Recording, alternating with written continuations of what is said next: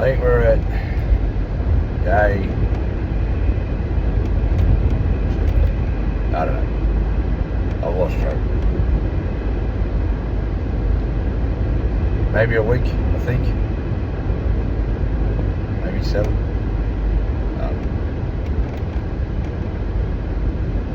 Anyway, I think something that I sort of need to talk about is how hard it can be, how hard it can be to communicate. For men in particular, in my personal opinion, my personal experience, it can be extremely hard for men to communicate about things that matter.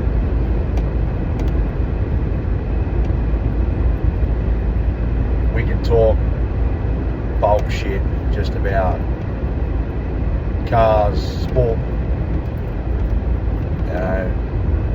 stories from when we were younger, getting on the grog. Just talk for hours and hours.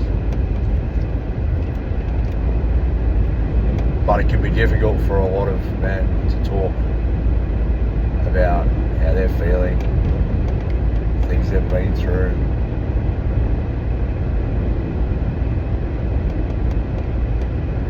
And I think it can then be difficult between partners to also keep that communication up. Men have a certain way, I know I certainly have a certain way about how I'll communicate. Obviously it's completely different to the way that women communicate. What I've found, the easiest way for me to be able to communicate, talk about things with a bit of substance is by doing something else at the same time. Driving. Essentially driving home, my focus is mainly on the road, but I'm also speaking my thoughts out loud. Usually on my drive homes I would just listen to some music, put a podcast on, be able to focus on the road. Also limits the amount of time I can spend in my head.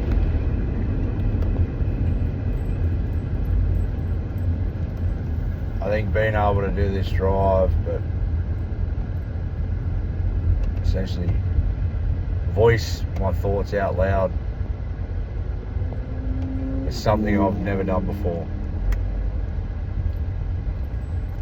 But I found it's easier for me to do it this way than to just talk to my partner.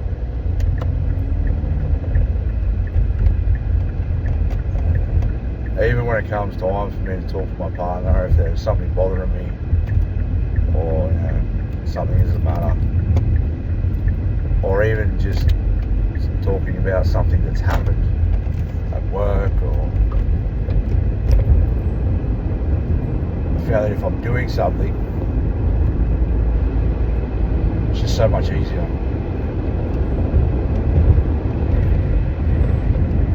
Because of the hours that I work, mine and my partner's debrief time tends to be when I'm repacking my bag for the gym the next morning. So I get home from work, essentially put my stuff down, and then it's unpack and repack. Usually at that time is when my partner will come in and we'll have a bit of a debrief of the day. But it's easier for me to do it at that time because I'm busy, my hands are busy, I'm moving around. But if we were to just sit at a table and go, How was your day? Yeah. What happened? Nah, not much. I don't know if I'm alone in that. I don't know. I feel like it's pretty common with men. And I think that's part of the reason why a lot of the times other blokes that they work with, they can become so close with. I've worked with a few people, a few men, that I've become very good friends with after working extremely close with them, or going to the gym with them consistently. Because you just talk as you're doing things.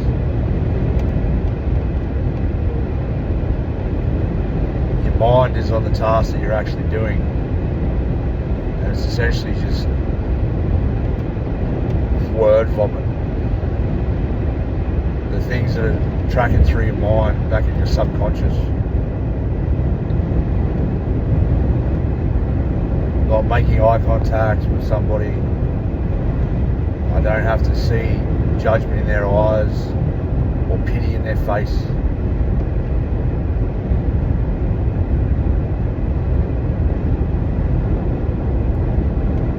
I mean, that's something that a lot of people don't understand, male or female. If somebody's telling you something that's happened to them that's not a very good thing to happen, or if they've done something that you as a person don't agree with, there's nothing worse than look at somebody and see just judgment, pity.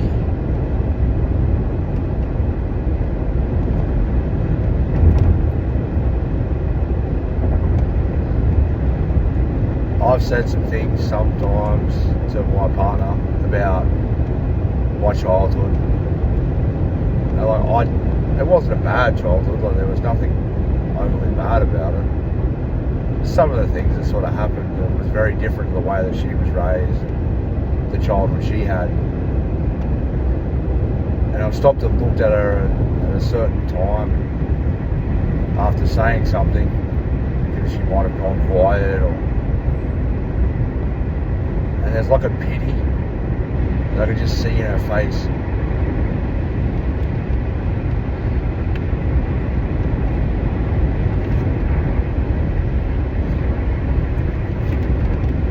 It's good to empathise with people, but it's also extremely difficult. I know me personally, to see people like that,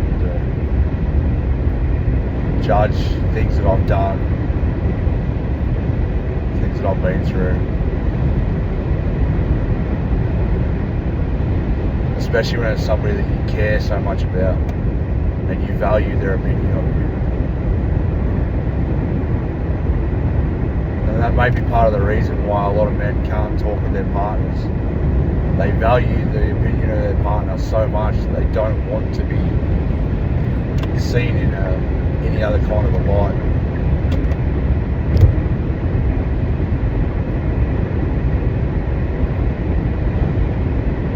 Same with talking to their mates.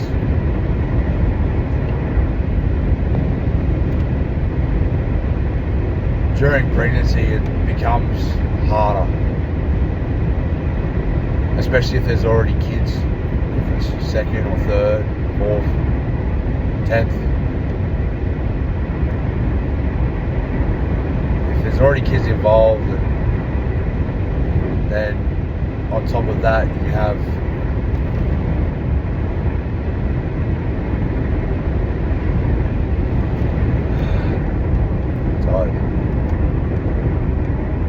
you have hormonal imbalances, you have stress on both sides, you start to get fatigued, we're also becoming excited. There's so much to do, and you sort of, I don't know, I found it did become a bit harder. Me and my partner and I feel like we communicated fairly well. Like, I was aware of her want to breastfeed and why she was so adamant about it.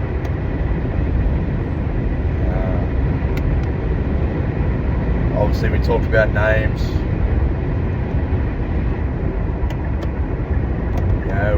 We spoke about the birthing plan.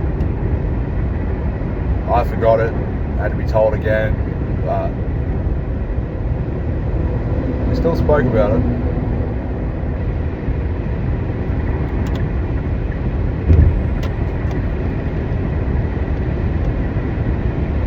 There was plenty of things that we discussed about the pregnancy and the birth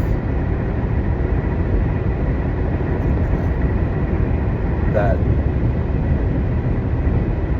I guess some people might not think to talk about. I was working with a bloke while my missus was pregnant, and I didn't even know his missus was pregnant until he said, oh, next week I'm off because I'm on maternity leave. But wow, I didn't even know, because I guess it's not something that men really communicate. There's no changes in their bodies.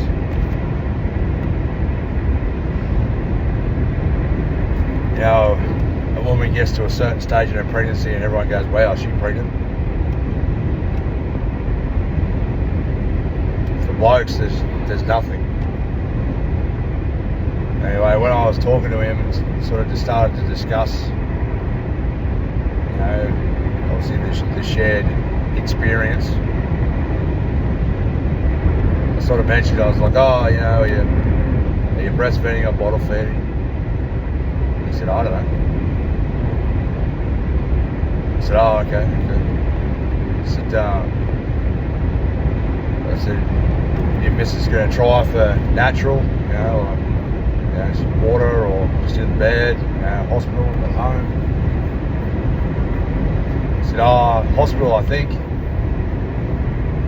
said, okay. I said, what? Like, has she collected colostrum encased? Like, even if she's not going to be breastfeeding, she should be able to collect, the colostrum unless there's a problem there. And he sort of just looks at me and he goes, what's colostrum? And I guess for a lot of blokes, that's it. Like, they don't know. For me, I didn't know. I didn't know anything about it until I started doing my own research and then spoke with my missus about it. And that was, I don't know, I guess that was the start of this sort of seed for the business that was planted in my head about how little a lot of men do know about what's happening to their partners' bodies or what their partners want during pregnancy.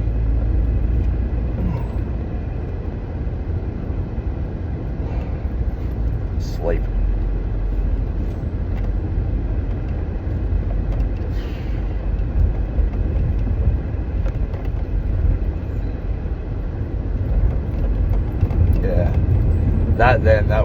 That was when that idea started to form.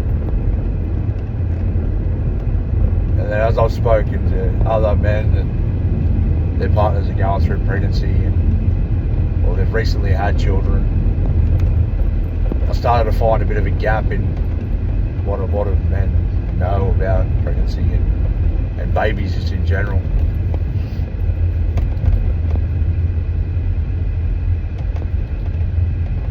And for a lot of people, they can't they may not have that support system. They may not know people that have had children. They may not have family that they could ask.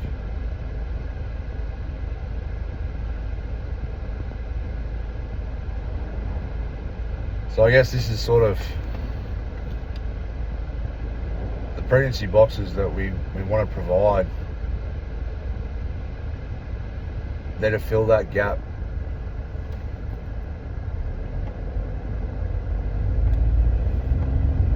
And that's where it comes back into the doing something. Is all of our boxes have snacks in them. Have a snack,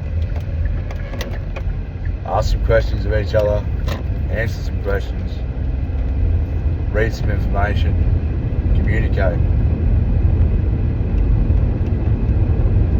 Makes it so much easier to communicate when your hands are busy. Good tasting snacks, so that'll make you feel good.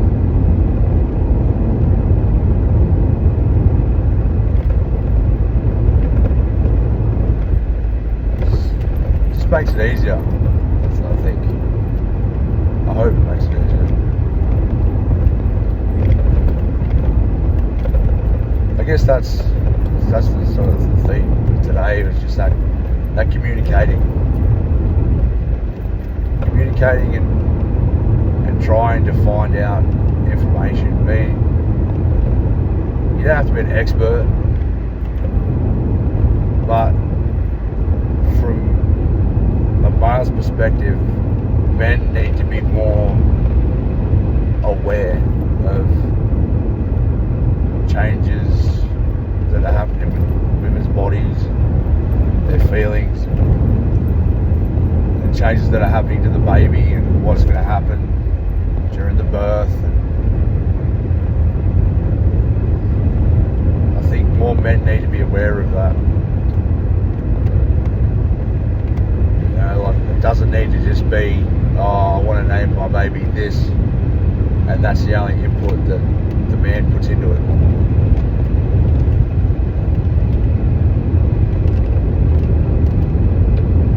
Now, I know a lot of people will disagree with this,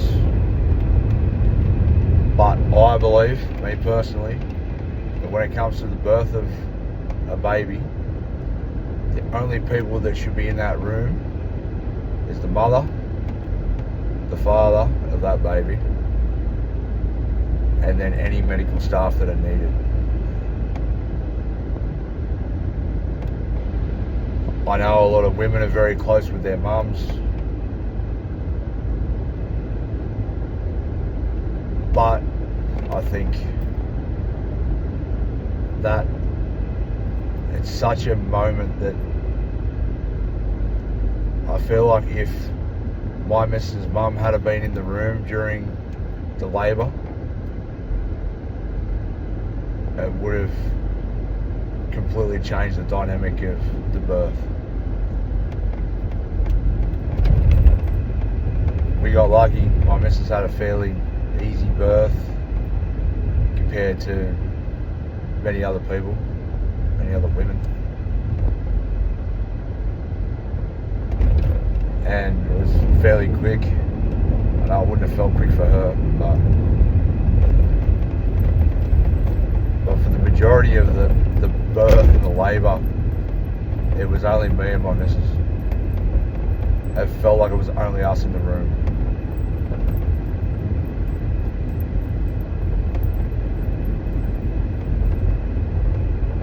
And I think that was able to make me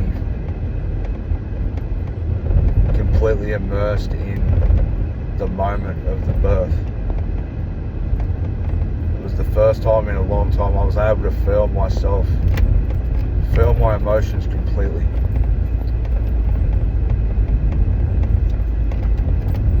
And I think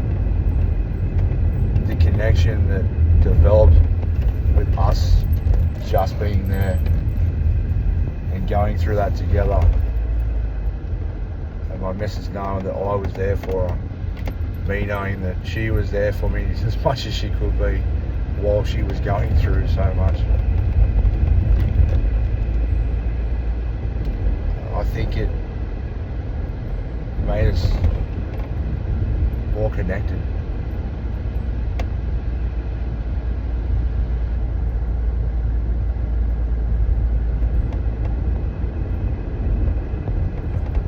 Anyway, I'll leave it at that. Almost home. So, I suppose, like I've started saying and I'll always keep saying, stay safe, look after each other, please.